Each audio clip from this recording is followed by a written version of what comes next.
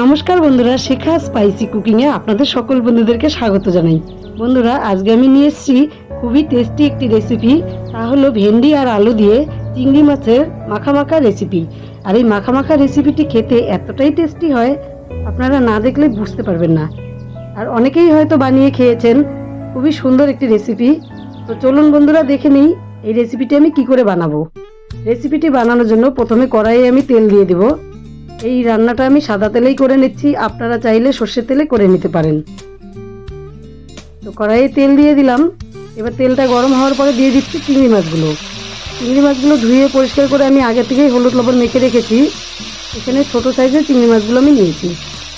আপনারা চাইলে এই রেসিপিটি বড় চিংড়ি মাছ বা আরও কুচি চিংড়ি মাছ দিয়েও করতে পারেন। তো মাছগুলোকে এবার ভেজে নেব। মাছগুলোকে উল্টে পাল্টে দিয়ে ভেজে নিচ্ছি।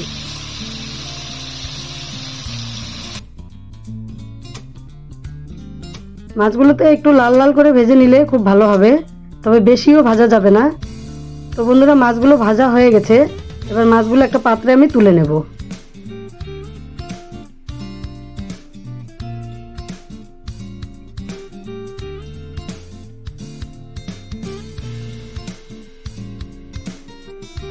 সবগুলো মাছকে তুলে নিলাম। দেখুন বন্ধুরা, মাছগুলো এরকম ভেজেছি। এবার মাছগুলো ভাজা হয়ে গেছে।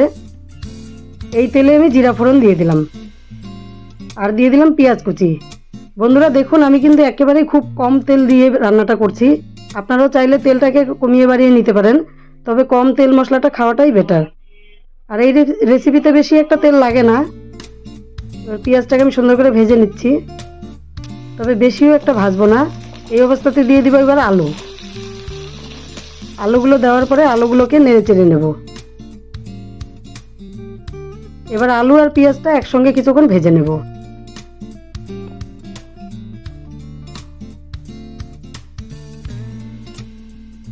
বন্ধুরা, আলু আর পেঁয়াজ একসঙ্গে কিছুক্ষণ ভেজে নিয়েছি। এবার এখানে আমি ভেন্ডিগুলো দিয়ে দেব। তো ভেন্ডিগুলো দেখুন এরকম ছোট ছোট টুকরো করে কেটেছি, অনেকটা আলুর মতো করেই কেটেছি। তো এখন ভেন্ডিগুলো আলুর সঙ্গে ভেজে নেব।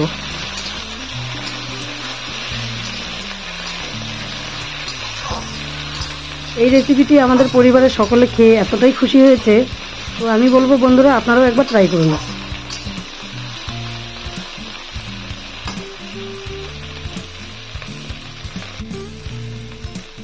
ভেন্ডি আলু কিছুক্ষণ ভেজে নিয়েছি, আরও একটু নেড়ে চেড়ে দিচ্ছি। তারপরে আমি মশলাগুলো দিতে থাকবো। তো এবার দিয়ে দিচ্ছি হলুদ লবণ, স্বাদ অনুসারে হলুদ লবণটাও দিয়ে দিলাম। এখানে জিরা আর কাঁচা লঙ্কার পেস্ট, সেটাও দিয়ে দিলাম। এবার একসঙ্গে কিছুক্ষণ কষিয়ে নেব। বন্ধুরা, আমি এই রেসিপিতে একেবারেই খুবই কম তেল মশলা ব্যবহার করলাম। আর এই গরমের দিনে তেল মশলাটা খুব কম খাওয়াটাই ভালো। এবার ভালো করে কষিয়ে নিচ্ছি।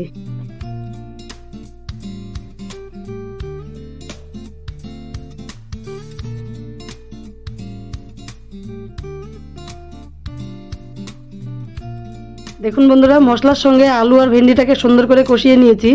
তো এবার আমি এখানে দিয়ে দিব গরম জল। এই রেসিপিতে আমি গরম জলটাই ব্যবহার করব। আপনারা চাইলে ঠান্ডা জলটা ব্যবহার করতে পারেন, তবে আমি গরম জলটাই ব্যবহার করব।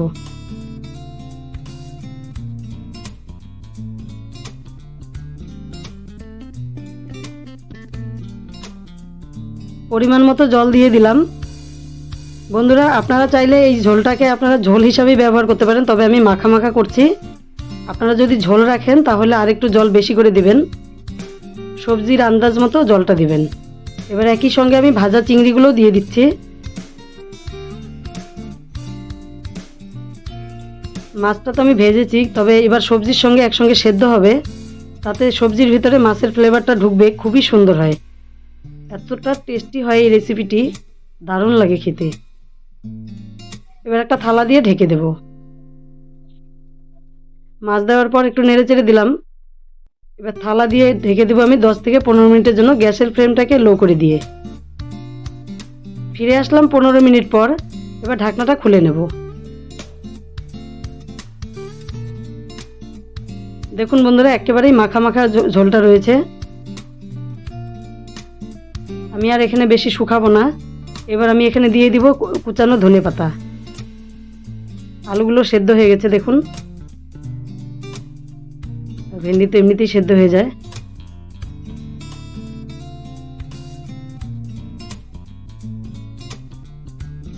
এবার আমি ধনেপাতাটা দিয়ে দেবো।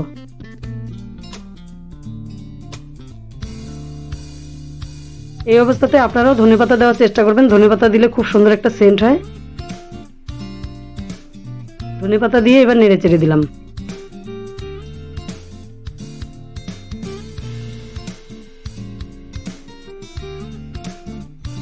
তো বন্ধুরা, ভেন্ডি আর আলু দিয়ে চিংড়ি মাছের খুবই সুন্দর একটি রেসিপি রান্না করা কমপ্লিট। এই রেসিপিটি দেখে আপনাদের কেমন লাগলো? গরম ভাতের সাথে এই রেসিপিটি যা বানাবে, তো যাই হোক, এই রেসিপিটি দেখে যদি আপনাদের ভালো লেগে থাকে তাহলে অবশ্যই লাইক করবেন, শেয়ার করবেন, কমেন্ট করবেন। আর যে সকল বন্ধুরা আমার চ্যানেলে নতুন এসেছেন চ্যানেলটিকে সাবস্ক্রাইব করে দিবেন। ভিডিওটি শেষ পর্যন্ত দেখার জন্য পুরানো নতুন বন্ধু সকল বন্ধুদেরকেই আমি ধন্যবাদ জানাচ্ছি।